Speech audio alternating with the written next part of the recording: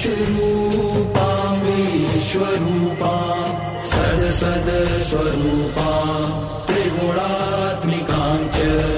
जगत्प्रसूतां अजानजाम आनन्द अनानन्द विज्ञान विज्ञान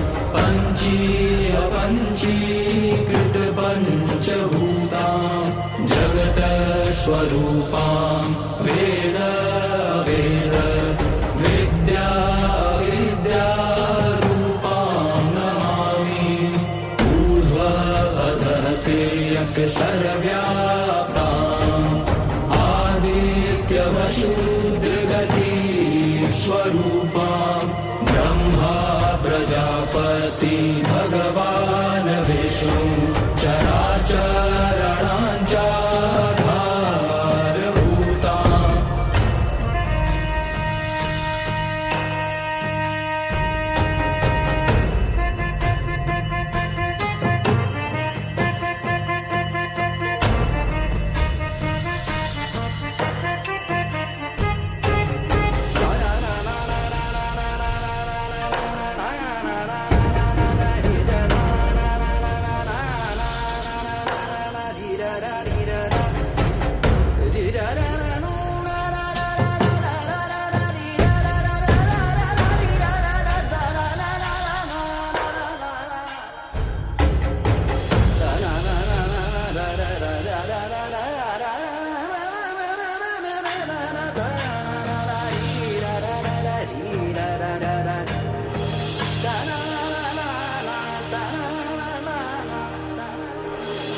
ब्रह्मा महेन्द्र विष्णु शक्तिं परमात्म शक्तिं ज्ञानस्वरूपां भागदेरूपां कालस्वरूपां मुक्तिं तथा मुक्तिदात्री विजयिनीं नमाम्यनन्तां शुद्धां शरण्यां कल्याणदात्रीं दुर्गा शिवां